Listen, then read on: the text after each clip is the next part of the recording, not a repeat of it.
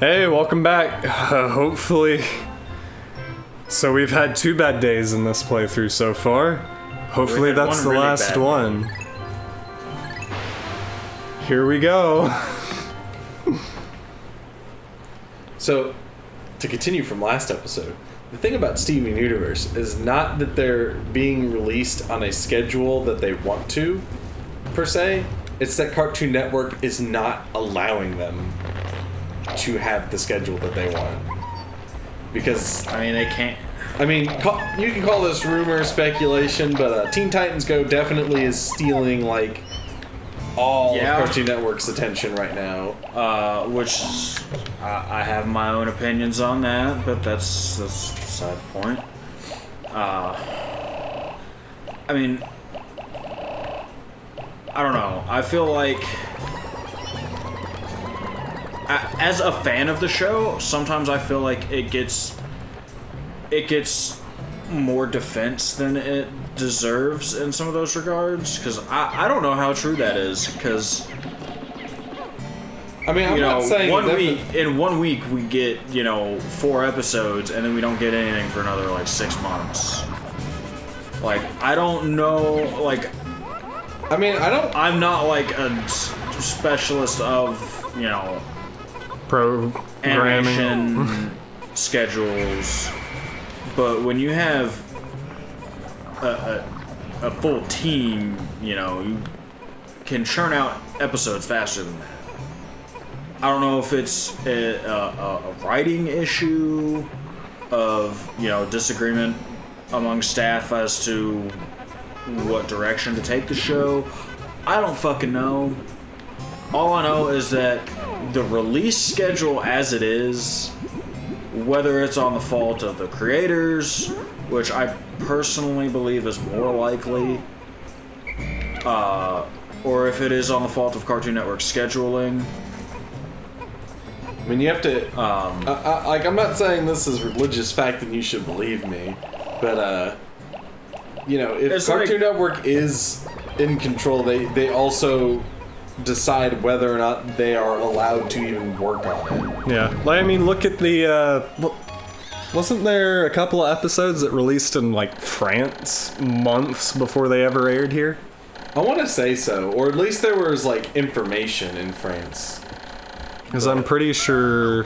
But yeah, it was the episode with Lapis's song, and it got released earlier in a different region. Yeah. By months. Which is very strange. Oh yeah, I think I do remember that. Yep. Like, I have never heard the of... release schedule has been so sporadic, it's hard to keep up with when an episode came out. I'm gonna be honest with you. If Cartoon Network allowed, like, Rebecca Sugar did this and they said, hey, we're gonna take a 2-year break. And what we're gonna do is we're gonna finish Steven Universe in those 2 years. So they spend the 2 years to finish up Steven Universe. And then they said, hey, here's a release schedule for it. We're going to do once a week. I'd be okay with that. Because then I'd know when they're going to release. I'd know the series is going to be finished. It depends on...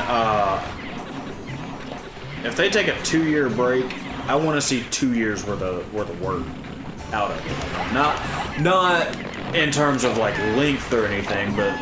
Yeah, but how do you truly judge what is and isn't 2 years worth of work? Either a combination of the length, quality, and production value of the content. Because, I mean, they could spend a lot of time, like, reworking, rewriting. Like, if they spend 2 years on it, I want more than just one fucking season, I mean, I would think for 2 years working on an animated product, 1 season is about what you get. Yeah. Is it? Yeah. Yeah. Rick and Morty. Rick and Morty, Venture Brothers, like, pretty much every animated show takes about 2 years to do a season. You get 1 episode for 1 year for fucking Sherlock, if I'm not mistaken. God. Because that's just a quality show. And that's that not one episode, And this doesn't excuse it by any means. That one episode is a fucking movie. Isn't it only an hour though? No, dude, it's like 2.5 hours. I'm just saying, it's still a really long time. I mean, I guess look at the production times on movies. Look at the cast. Benedict Cumberbatch is a very busy name. Benedict Cumberbatch, the other fucking guy that is in the Hobbit. Yeah, but either way, point is... wasn't he also Arthur Dent in Hitchhiker's Guide? But point is, let's just say it was just one season. They said, hey, we're just going to work on one season of Steven Universe. That would be 2 years, and if they start releasing, one episode a week, and let's just say there's 40 episodes they have prepared, because they're 10 minutes long, so they're not very long. So we now have 40 weeks of Steven Universe to tide us over while they work on more Steven Universe. Which means that the next time that they release more Steven Universe content, we're not going to be waiting 2 years or an unpredictable amount of time. See, that's the thing. If that were the case, that'd be fine. But they don't do that. If it had a consistent production schedule. And that's kind of my problem with Steven Universe. That's my problem with it, too. It's hard for me to give a fuck about a show that I only see 4 times a year. It's even worse because sometimes you just straight forget about it too because you don't hear anything about it. Yep. Absolutely. Although it's kind of funny though. I say it almost sounds like it's derailing, but whenever you have series, it's like it doesn't go on for a long time, has a bad inconsistent schedule, and people completely forget about it. But then you got cases where it's like Mother 3, people still have not forgotten. True, but they also got a fan translation. Yeah, I know. I was about to say, still, anti-dioxin filter. I feel like that. that also kind of speaks I feel like volumes that's on an the quality apples of the to show. oranges comparison. Edgar's coming over on the couch because he wants to get his word in. So there's a case and instance of this that involved one of my favorite shows, Thundercats, the first reboot. That show was phenomenal. The one in 2011. The one in 2011 was phenomenal, but due to them changing the schedule consistently, Cartoon Network fucked them over on that one. It was like what, 9 o'clock or later. It was it started. Oh, so it was like a Legend of Korra. Well, Legend of Korra had other issues going on there. Yeah, but scheduling was a big part of it. Yeah, Nickelodeon just actually just tried to fuck over their schedule for no reason. But Thundercats is something near and dear to me, and the fact that they fucked it over. How are you on fire? You're underwater! The fact that they fucked it over, and now they are trying to bring it back as if, bring Thundercats Roar. Welcome back to Thundercats Roar! Well, my new one-stop animation. You're underwater! Just dip your flower down! God, I do not like the look of Thundercats Roar. I don't No, either. it's the wrong style for the show. It is. And that's another thing that bothers me. This is where I'm going to rant. I'm coming up from behind the editing bay for a moment. I am sick and tired of every show on Cartoon Network, or just in general, going to this one animation style.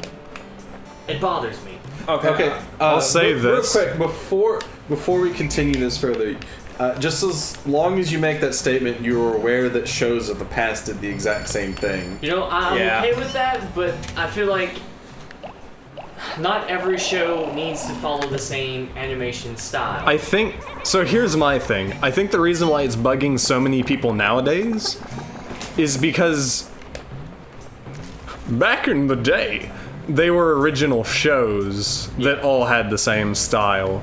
Yeah. Now you have reboots of old shows with this new style, and that's jarring. There are way too many reboots. Like in I general. want you to take a look at a couple of different shows that came out right around the same time frame. The animation styles are completely different.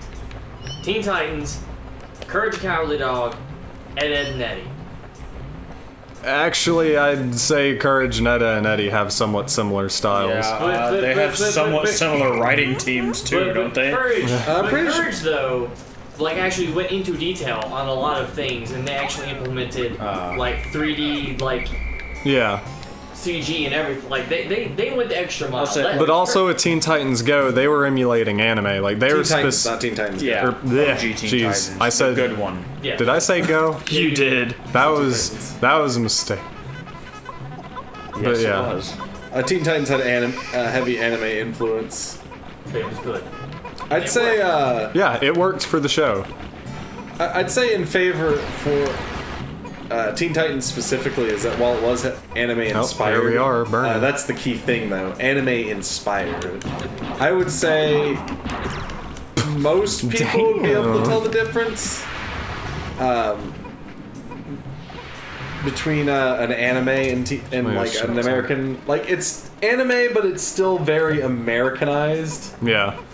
I'd say the only other like heavy anime inspired would be Avatar, and I could see people actually mistaking that for People have done it. They've asked for the sub. Which Avatar's pretty great. That's by the way. hilarious. If you've not watched Avatar: The Last Airbender, do yourself a huge favor. You need to go watch it. I haven't watched it all the way through. Honestly, I think Avatar is one of the best made animated series just And the comics are phenomenal as well. For Avatar? Yeah, Yeah. the Dark Horse comics. They actually pick up where Avatar left off, and they go looking for Zuko's mom. Huh. Like it's phenomenal. Yeah. The thing with There's 3 different comics that have been made so far, and one of which even shows Toph founding the metal bending schools. Mm-hmm. The thing that sucks, though, speaking on Avatar real quick, the thing that sucks with Korra specifically is that Nickelodeon's like, hey, we realize one of our best performing shows wants another like series in the same universe that did really well. Maybe one season. Go ahead, maybe one season. We'll see how it goes. And maybe it'll go well. So then it does really well. Surprise, surprise. And they're like, okay, so we see you did really well. Maybe one more season. So instead of writing a whole like season like they did for the original Avatar, it kind of was more disjointed in a way. I think the main issue with Korra is that they had a leak like from somewhere, and it like the episodes were released in I think Spanish, like online. Gotcha. And so they're like, well, we want to keep this like a surprise for everyone. It's only going to be internal, streamed on our website. That's kind of what killed it. That wasn't because of the Spanish thing. Yeah. So the thing with Korra and reschedules, so originally they were showing it, Friday nights. Mm-hmm. Then they decided to start putting it on Saturday mornings, which is when not much of his audience was viewing TV. And then they said, well, the shows aren't performing as well on air, so we're just going to move it online. And that was a nightmare, because trying to watch that on Nickelodeon's website, which is not meant for that heavy traffic, was an absolute nightmare. Yep. I ended up just waiting a while and watching through it. See, it's just so weird though, because I feel like that this kind of ends up being kind of related in a way. Pirating things, even though some may view it as the worst thing ever, and I think that there can be conversations made for each side, pirating really does offer a, quite frankly, better experience than a lot of official releases, if I was being entirely honest. How so? I can view it anytime I want to. I'm not restricted by DRM. If, they feel that, I can save it to my device. That's another big thing. Okay. A lot of, anytime I want, save it to my device, no DRM, so that means I can transfer it anytime I want to, make copies if I need to for myself. Well, actually, a lot of them are starting to have download if you buy a copy of it, you get a digital copy of it for free. As long as you have the service. Well, I mean, Netflix, you can download shows and save for later to watch it anytime. I think I noticed today. I think Verve lets you do that too. It might. No, see, or at least the iOS version. Well, see, things like Netflix is different, but You mean like actual TV shows? Like if I were to go get an actual TV show and I were to get it for DVD, I wouldn't really be able to just download the files for my phone. Whereas if I pirated it, I totally Well, that's could. the thing. That's actually what he was saying, was like most stuff that you buy anymore, when you buy a physical copy, it comes with a digital copy. Mm-hmm. Like the past 5 movies I've purchased. I mean, they might be getting better now, but like for a time that was not the case at all. No. Yeah, and then the market saw that and evolved. Wait, what? No. I'd say to some extent we're still not quite there yet. Like, I feel like at this point, I'm kind of inclined to agree with Mother's Basement when it comes to piracy. It should be a last option, if at all. Oh, yeah. Like, the thing with that is, like, typically, like, nowadays, an episode of something usually goes for about $1, $1.99, depending on, like, what it is. I can justify spending, like, $1, $1.99 for maybe an episode. Now they have it set up to where, like, I can spend $5, like a couple bucks, whatever, rent it on, let's say, like a movie rental service, like maybe like on the PlayStation Store. A couple bucks, I can watch it for whenever I want within 24 hours. I'm okay with that. Buying it for $10, you know, I'm okay with that. But like it's, I don't know. I can see spending like small amounts of money to like view it whenever I want to. Like that seems better to me, and like the Oh shit, I People need to get take no money. Detroit Become Human. Or wait, no. tomorrow. Yeah. Oh, is it a rental? I forgot to talk Yeah. about like also piracy and other media games. I'm not usually a big fan of piracy in video games. I think if you want a game, you should definitely buy it. Absolutely. But there are instances where I think I will Path of actually Radiance or Radiant Dawn? yeah. Yeah. I was about to say, they're... Games that are too old for you to physically support the publisher, that are gonna like be lost to time. Like for example, Super Smash Bros. Melee is really fucking expensive for, in my opinion, no reason. Regardless of how popular it is. Well, it's... The reason it's getting so expensive is because it's not in production. It still sees, well, I mean, it's that it still sees tournament play. That too. Yeah, I know, but Like, that's the main reason. Oh, yeah. Old games don't increase in value unless there's a dedicated audience that is still active. Yeah. You're right. Speedrunning has helped contribute a lot to that. but we'll talk more about this next time on Rumble Pack. Yo, it's Spiky. Thanks for watching. Hope you enjoyed yourselves. YouTube overlords demand you like, comment, and subscribe. Ring the bell. And if you want to actually talk to real people, try going into Discord in the description down below.